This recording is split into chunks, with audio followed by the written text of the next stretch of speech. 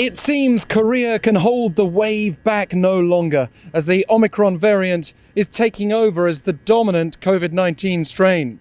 And evidence of that comes from the trend we're seeing in daily infection numbers.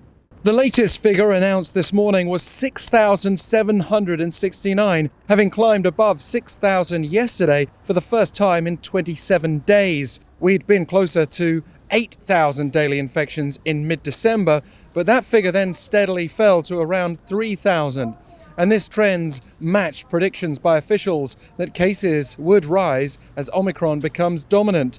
President Moon-Jae-in considers that to have already happened, according to a spokesperson. Speaking from Egypt while on a week-long Middle East tour, he's ordered a swift switch to the next stage in pandemic management. So officials here have an Omicron-specific battle plan.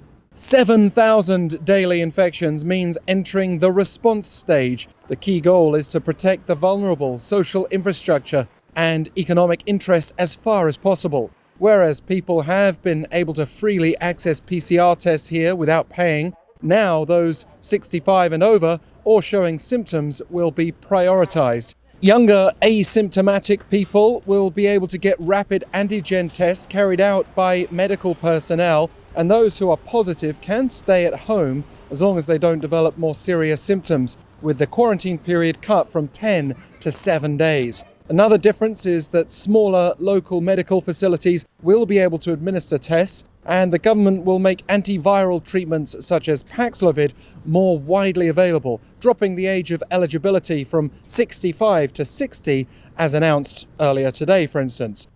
오미크론의 공격에 맞서는 정부의 대응 전략은 크게 파도의 높이를 낮추어서 피해를 최소화하자는 것입니다.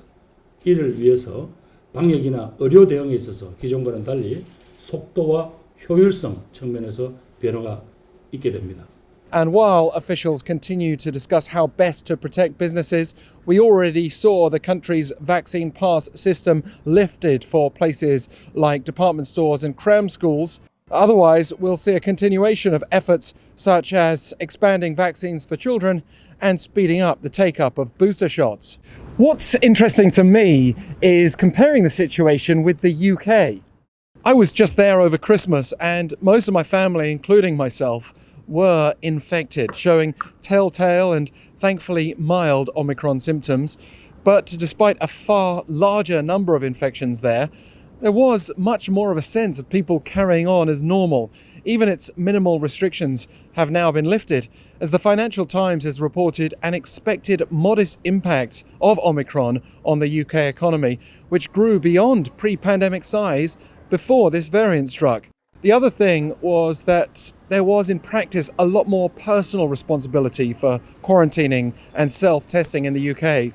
It was a huge cultural difference, which at first felt reckless, but then seemed to possibly indicate the world's future if we are going to truly live with COVID.